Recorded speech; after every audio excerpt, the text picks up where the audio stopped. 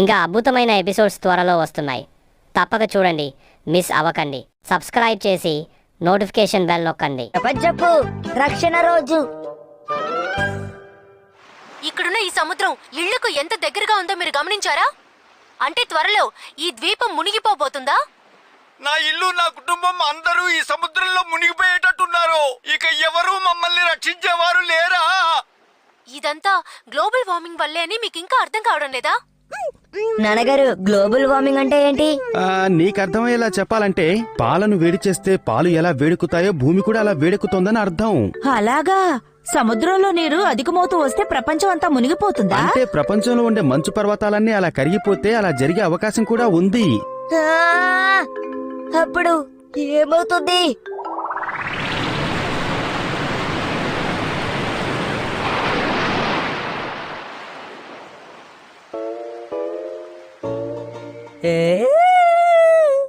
ఇలా చూడు షిన్చాన్, నువ్వు ఊహించుకుంటున్నది చాలా బాగుంది. కానీ అలా జరగదు. చివరికి మన ఇల్లు మునిగిపోయినా ఆశ్చర్యపోనక్కర్లేదు కదా.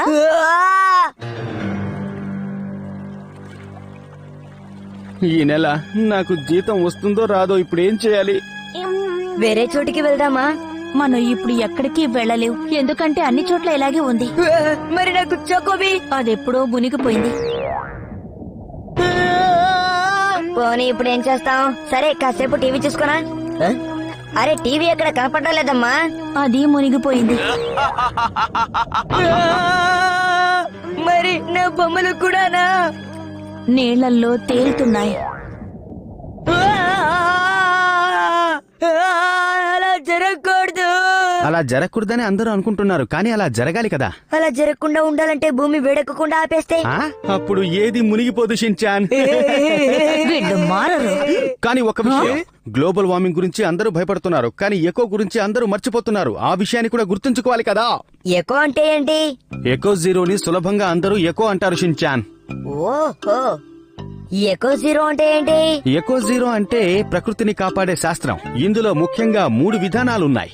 వీటిని సరిగ్గా పాటించావంటే గ్లోబల్ వార్మింగ్ నుంచి భూమిని కాపాడొచ్చు. అవేంటో చెప్తాను, జాగ్రత్తగా విను, ఓకేనా? రీసైక్లింగ్, రీయూజ్, రిబ్బనా? రింగా? ఏంటిది? అక్షరాలకు సంబంధించిన గేమ్ ఏదైనా ఆడుతున్నావా? చివరికి నేను చెప్పేది ఏమిటంటే, జాగ్రత్తగా భూమిని కాపాడుకుంటే ఏమీ కాదు, ఈ ప్రకృతిని కూడా.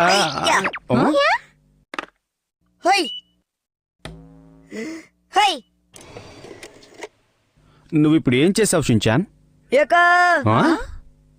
నాకు అలా మునిగిపోవడం ఇష్టం లేదు. ఆడుకోకుండా ఉండడం అంతకన్నా ఇష్టం లేదు. ఈ లోకాన్ని నేను ఎలాగైనా కాపాడాలి. ఎప్పుడూ నేను హాయిగా ఉండాలనుకుంటున్నాను.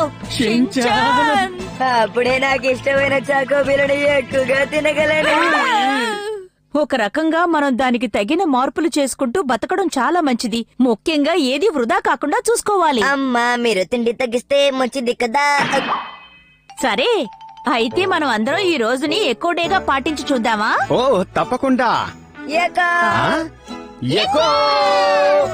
అయితే మనం దేంతో ప్రారంభిద్దాం?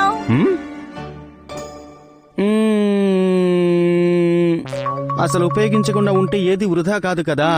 అది నిజమే, మనం కూడా అలసిపోం కదా. అరే, మీరిద్దరు దేని గురించి సరిగ్గా ఆలోచించరా? మంచి నిర్ణయం తీసుకుని ఈ లోకాన్ని మీరు కాపాడరా? మాకేం తోచట్లా. అయితే నాకు తోచింది నేను చేస్తాను.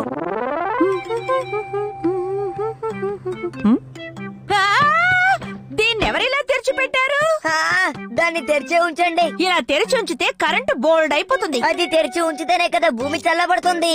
ఒక ఫ్రిడ్జ్ తెరిచిపెట్టినంత మాత్రాన భూమి చల్లబడిపోతుందా? పైగా మనకి కరెంటు ఖర్చు కూడా ఎక్కువైపోతుంది. ఓహో, నువ్వు ఈ పనికిరాని కాగితాలతో విమానాలు చేసి ఆడుకున్నావనుకో, అలాగే నువ్వు ఈ వాతావరణాన్ని కాపాడుతున్నట్టే అవుతుంది. ఓహో. షిన్చాన్, ఏంటమ్మా? నువ్వు రెస్ట్ రూమ్ లోకి వెళ్తే సరిగ్గా ఫ్లష్ చేయవా? నేను ఎక్కువ ప్రాక్టీస్ చేస్తున్నాను. నాలాగే రెస్ట్ రూమ్ కి వెళ్ళేటప్పుడు నీళ్లు వాడతారు కదా, ఆ నీళ్ల వాడకం తగ్గించావంటే అప్పుడు మనకు కావలసిన నీళ్లు ఆదా అవుతాయి. భరించలేకపోతున్నాను. ఇది కూడా ఎక్కువలో ఒక భాగమేనని అనుకోండమ్మా. ఇలా ప్రతిదానికి నాతో వాదించడం మానేస్తావా? కానీ రెస్ట్ రూమ్ లో ఫ్లష్ చేసేటప్పుడు నీళ్లు వృధా అవుతాయనేది కూడా నిజమే కదా మిట్సీ? దాన్ని వృధా అనరు, శుభ్రంగా ఉంచాలంతే. ఒకసారి మీ కార్ తాళం ఇవ్వండి. ఎక్కడికి వెళ్ళాలి? సామాన్లు కొనుక్కురావాలి. ఈ రోజుకి నువ్వు సైకిల్లో వెళ్ళిపోవచ్చుగా. అవన్నీ చాలా బరువుగా ఉంటాయి. ఏం చేస్తాం? ఈ రోజు మనకి ఎకో డే కదా. ఒక కారుని ఉపయోగించడం కూడా ఎకో డేకి పూర్తిగా విరుద్ధమే. పోనీ ఈ ఒక్క రోజుకి ఇంట్లో ఏదైనా ఉంటే దాంతో మనం సర్దుకుందాం, ఏమంటావ్? ఏమున్నాయో మీరే చూడండి. ఇక్కడేమీ లేవే మిట్సి. ఏదో ఉన్నాయని తీసుకొచ్చావు. చెప్పాను కదండి, బియ్యం లేవు, సూప్ ప్యాకెట్స్ లేవు, కాయగూరలు లేవు. అన్నీ అయిపోయేదాకా ఎందుకని చూసుకోలేదు? చూసుకున్నాను, చూసుకున్నవి తీసి పెట్టాను చూడండి. ఇవా? వీటిని కూరగాయలని పిలవడం మానేసి 2 రోజులు అయిపోయింది అనుకుంటాను మిట్సి. చూసారా, ఇలాంటివన్నీ అమ్మ పారేయకుండా ఎకోడేని పాటిస్తున్నారు. అవును షిన్చాన్, నువ్వు సరిగ్గా చెప్పావు. కానీ ఏది పనికిరావు. మళ్ళీ సరిగ్గా చెప్పావు. అయితే ఈ రోజు నేను వంట చేయను. మీరే ఏం చేస్తారో చేసుకోండి. ముఖ్యంగా ఈ రోజు ఎక్కువడే కాబట్టి ఇక్కడ ఉన్న వాటితోనే సర్దుకోండి. వీటితో వంట జాగ్రత్తగా కట్ చేయాలి షిన్చాన్. మంటంత పెద్దదిగా పెట్టారేంటి? గ్యాస్ వృధా అవుతుంది కదా. అరే, అలా తొక్కతో పాటు అంత ముక్కను కూడా తీసేస్తూ పోతే ఇక మీకు మిగిలేదేముంది? మిగలడానికి అసలు ఇందులో ఏం మిగిలింది చెప్పు. ఇలాంటివన్నీ మీరు ఇప్పుడిప్పుడే నేర్చుకుంటున్నారు కాబట్టి నేనేం చెప్పినా అది మీ మంచికే అని తెలుసుకోండి. ఎలా నవ్వుతోందో చూడు.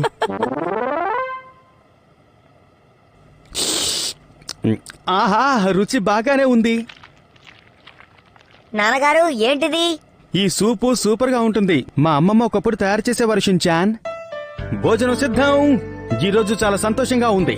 భూమిని కాపాడడం కోసం మిగిలిపోయిన కూరలతో అమ్మమ్మ చేసిన విధానంతో చేసిన ఈ వంటకి నేను ఎక్కువ మీలని పేరు పెట్టా. ఒక సూపుకి నేను ఇంత పెద్ద పేరు ఎప్పుడు వినలేదు. సూపర్ గా ఉంది. ఉండాల్సినవన్నీ ఉంటే ఇంకా బాగుండేది కదా మిట్సి. ఒక రకంగా ఉన్న వాటితోనే ఉపయోగించి చేయడం బానే ఉందండి. ఎందుకంటే ఒక విధంగా ఫ్రిడ్జ్ లో ఉన్నవన్నీ కూడా ఖాళీ అయ్యాయి. అప్పుడప్పుడు ఎక్కువ మీల్ తయారు చేస్తుంటే అన్ని రకాలుగా లాభం. చేసేది నే కదా, నీకేంటి కష్టం? మీరేమన్నా అన్నారా? నేనేమి అనలేదు. ఏది ఏమైనా మనం భూమిని కాపాడుకోవడం కోసం మన ప్రయత్నం మనం చేసినట్టయింది కదా. నిజమే. Echo echo echo echo. మళ్ళీ వచ్చే సంవత్సరం ఇదే రోజు ఇలాంటి ఆహారమే తిందాం. అలాగే చేద్దాం మిట్సి. Echo echo.